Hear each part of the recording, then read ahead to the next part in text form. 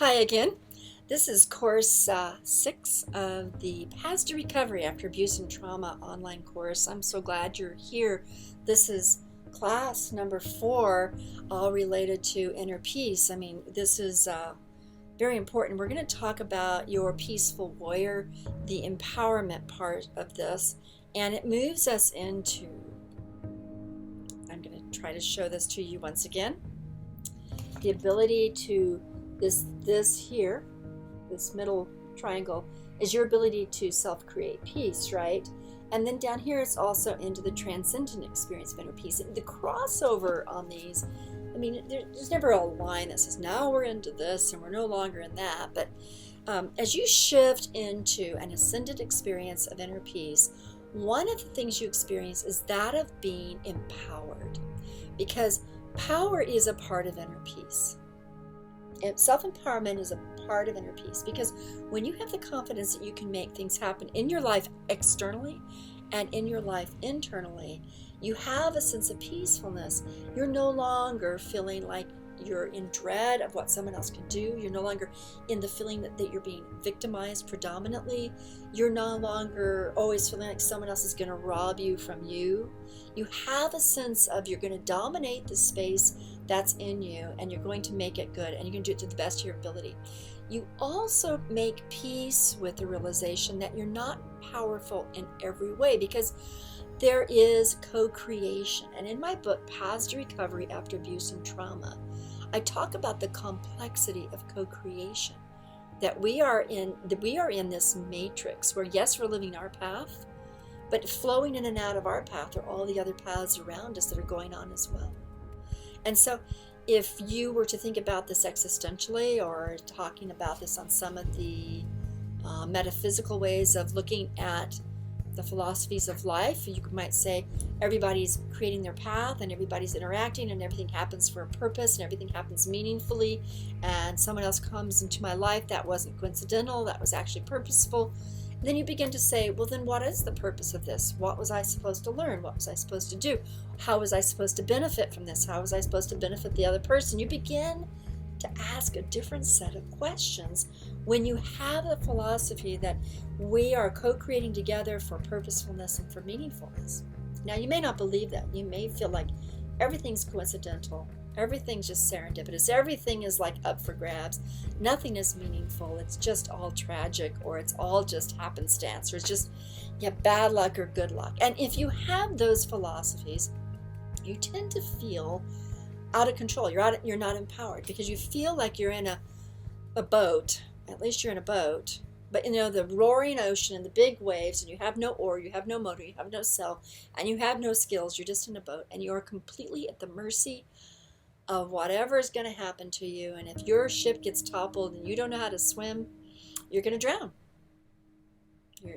Unless maybe you grab the bottom of the boat and you hang on to it until someone else rescues you. So maybe someone rescues you, and that too is just luck, right? So if in that model it's just luck, so if you feel like you have no power, no influence, no control, or there's no meaningfulness or purposefulness, or there's no lessons to be learned from a situation, whether the situation's horrible or not, then you don't have a sense of your own empowerment, and you also don't feel like you understand how to use the laws of the universe to optimize the power that you have and to optimize the influence you have as others are co-creating. Now, I really do believe that dominant influence wins the moment. I also really have this motto that the only power we lose is the powers that we do not use. Because the powers are available, the tools are available, the laws are available, our capacity to influence and to be the dominant influence in a moment are available. But that does require that we gain knowledge, gain skills, gain information, and practice whatever skill sets we need to have.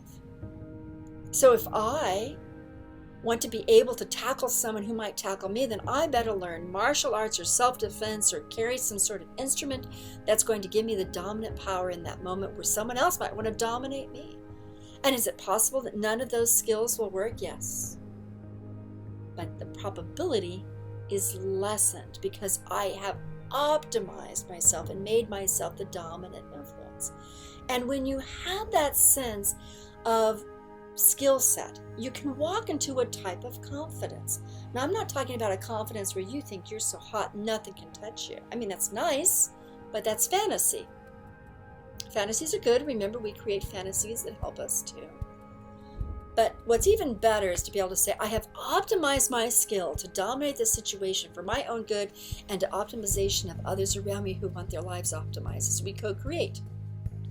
And the realization that someone else might dominate my life in some sort of negative way, and I too am going to have to pop back from that. I'm going to have to endure and survive and escape and recover from whatever this other person's deleterious or ridiculous or careless activity does that harms my life. So that now what's in my power is how I'm going to endure it, survive it, escape it, recover, and thrive beyond it. So at every given moment, you can look at the side of a situation where you need to pay attention to the part of it where you are empowered, or you could practice empowerment tools. And those empowerment tools give you a sense of peace.